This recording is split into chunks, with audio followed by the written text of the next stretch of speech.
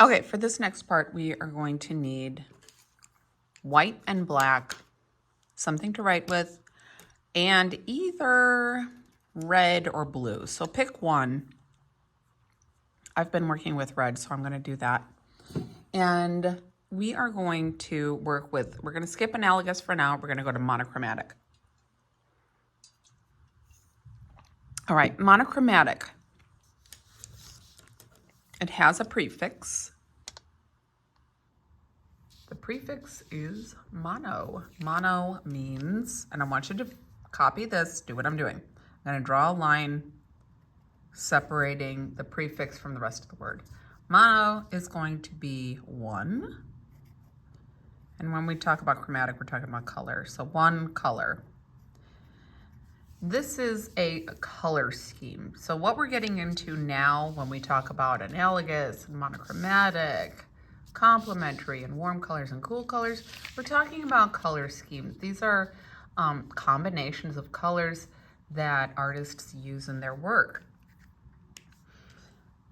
In monochromatic, we're going to be talking about the use of one color, but we combine it with white or black or gray to make what we call tints and tones and shades. So when you hear the word tint, you might think of tinted windows or something, and you might think, oh, darker, right? No, not in art.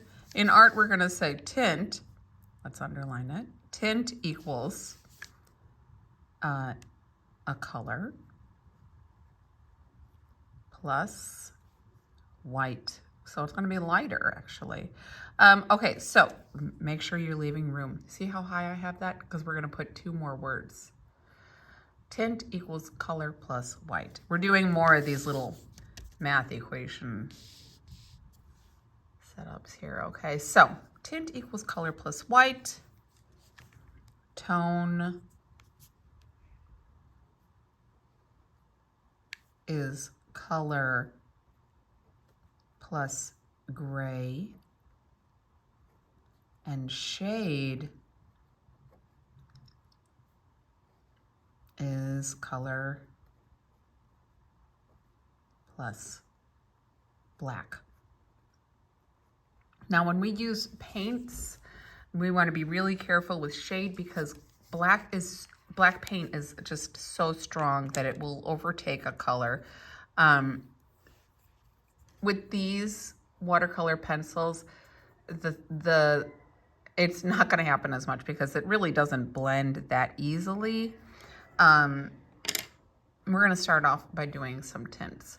So in our monochromatic color scheme, the first thing I want to do is you're not going to see it happening because I'm coloring white on white.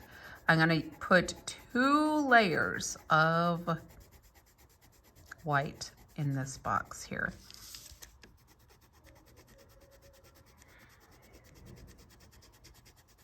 Okay. Now I'm going to do a light layer of, I'm doing red, you can do blue if you like. Don't do yellow just because it'll be harder to see the effect that this has. Obviously, you can use yellow in your work, and you should use yellow in your work. But for this, we're not going to use yellow just because it does not serve the purpose for this. So either you're blending your red or your blue with white, and it should come out really light. Okay. In my next box, I'm going to do the same thing. 2 good, strong white layers. 1, 2. And this time, I'm going to put a stronger layer of red.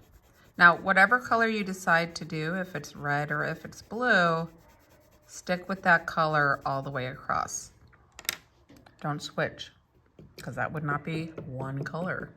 That would not be monochromatic. All right, I'm going to mix it.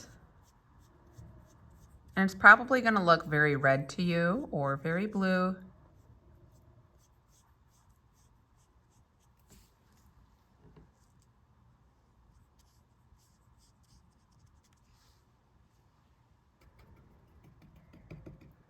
Now clean your brush really well because we don't want any white getting into the next box. Our next box is going to be just the color that you've chosen. So for me, it's going to be just red, no white, nothing else, just the one color. I'm cleaning my brush really well. I'm scraping off the extra water, and I'm just going to spread it with my brush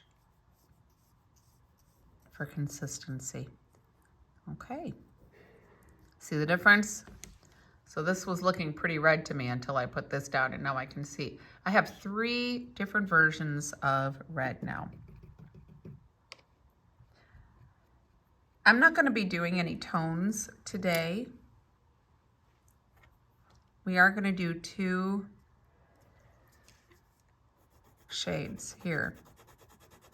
I'm going to fill this in with a nice layer of red.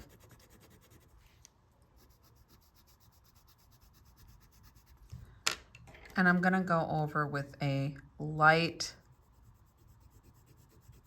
pressure of black. Clean the brush well and start blending. Now, be really gentle with this because, like I said, the black doesn't blend that well on these crayons or these Crayola watercolor pencils. It's just a little, it just ends up looking a little bit scratchy, but you get the idea. It definitely looks different from this one.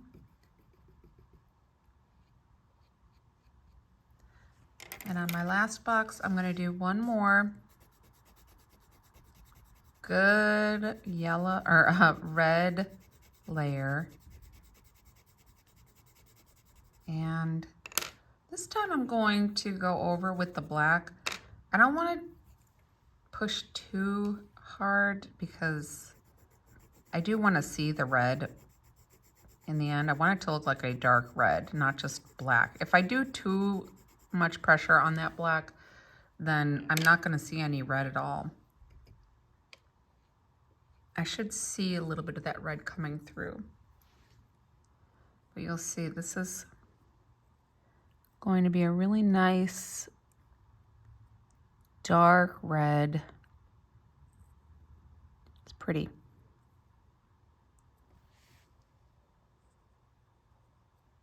What we have now is kind of a value scale of red, right? Remember when we did value scales? Okay, so these are all red. You could paint a picture using these. And you could go even lighter and you could go even darker. And you could add white and black to make gray, and that would be making a tone. That's it for this video. Next video, we're going to finish up with analogous, complementary, warm, and cool.